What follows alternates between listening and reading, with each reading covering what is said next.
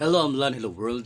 Now sa ka video nga mabara kaayo nga about sa buaya nga medyo ganahan ko gamiton siya para maka-learn kita labi na sa pulong sa Ginoo. Muna siya nga video, tapos credits goes to the owner, the original owner of this video kani. Sa panahon karon mga boss, lugi ang walay kalam-alam. Unsaon pagduol sa buaya? Siyempre, i-share ni mga boss. Magpanggap ta nga buaya. Kaya aron makaduol ta nila.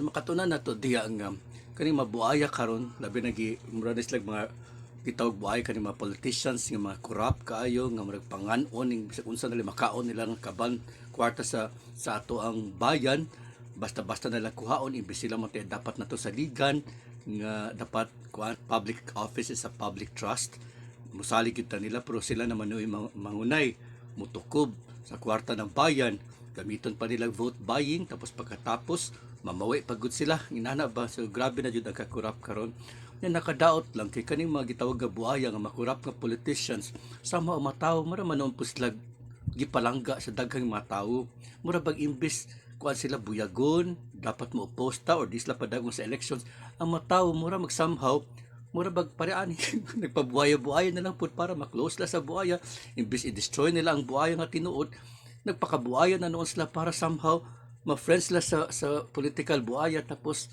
maka angkon po sila kinurap makabenepisyo sa po sila aning buaya so dili sila tukubon kay pareha mas lag buaya na so imbes na mopo sila nagpakarino na sa buaya para po makapahimulos sila sa mga gikinurap aning mabuaya so na quotation po nga nice ako share ninyo ha nga quotation nga ni haom aning mabuaya nowadays people don't defend what is right they defend who they like and benefit from. Tinuod yun. Sa karong panahon na, last days na, may kayo nagutang doon lang maabot sa Yesu Cristo sa ang kaduhang paghukom. Tuod kay nigawasan ng timailhan, usa sa pinakatimailan nga mataw selfish na nawong nagkwarta, dili na sila maluluyon sa isig katao. Nga mo na siya, they don't defend dili nila protektahan kung unsay kamatuoran unsay sakto sa atubang sa Ginoo but ilang protektahan o depensahan kung kinsa kanang tawo nga gusto nila tungod kay maka-benefit pud sila ni ana. So sakto kay ni mabuhayahan no. Pero niyo pud diri sa Apostle Paul sa Romans chapter 12 verse 21, be not overcome of evil, but overcome evil with good. Pasabot ani nga ayaw padala sa kadautan, ayaw sakay sa kadautan. Kung ay galipot ni mo kadautan, I mean, i-overcome na sila, likayin na sa lead not us into temptation, ayaw padala sa temptation, gunubon ni mo na siya, ayaw sakki, ayaw ang temptation o ang sala nga mao'y murul nimo dapat ikaw mo'y powerful enough master kasi mong kagalingon mas masalikwa nimo na ma-destroy nimo ang masala but overcome evil with good so kaning mga daotan nga panghitabo ato ni silang i-destroy i-overcome pinaagi sa ato mga maayong binuhat so kana siya diri pud sa John 14 verse 23 ning diri nga Jesus answered and said unto him, if a man love me, kung ang tao ko na magigugma kanako si Yesu Kristo, he will keep my words. So iyang sundon ang akong mga pulong. And my Father will love him. Ug ako aman sa langit mo palanggaan niya.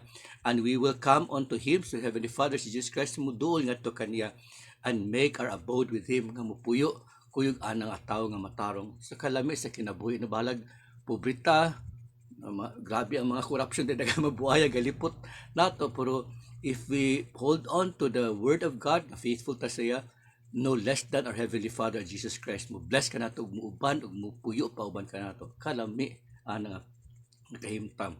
Another na quotation diri, dili siya biblical, pero inspired siya sa Bible and righteousness. Ningon diri nga, money will be gone. Makwarta kuno, mawala ra, maagira, mawala. Houses will be old. Ang mabalay, mahimo siyang daan na, mahimo ng gupok or cars will rust ang mga auto pagatayan na sila beautiful faces will fade away ang mga nawong nato kuno nga beautiful maganita mahanaw na sila mawala na sila mulabay na sila but the word of God will last forever tinuod gani siya sa Bible nga heaven and earth will pass away but the word of God will surely come to pass it will become forever. So ang tanan nga mabutang even in heaven pwede na sila mulabay pero ang pulong sa Ginoo magpadayon gud na siya ang magipanagna sa Biblia sa mga propeta magpadayon guna sila nga may tabo, ma-feel guna siya. So brothers and sisters, nakausa lang ta maagi diri sa kalibutan, atong buhaton ang tanan nga matarong atong gibuhat sa atong kasing-kasi, atong ma-desire, sa atong intentions, atong ma-actions, atong panghuna-huna. Dapat magmatarong kita, dili ta magpakabuaya. Kay lisod na kayo, kay bawal ang mabuaya dito sa langit, kani mabuaya nga dautan. Ginadili kini dito, so ayaw usiki, dili nato usikan ang atong kinabuhi, walbuhi pa kita, buhaton natong tanan nga kaayo para angayan kitang dalon nga si Kristo nga to sa langit, kauban ng ato Ama sa langit ug mismo si Kristo nga magpuyo kita nga hamugaway, peaceful, walay kasakit ug puro kalipay ubad sa atong mga inigugma sa kinabuhi nga tagmahadlokon usab sa atong Ginoo. I share this in the name of Jesus Christ. Amen.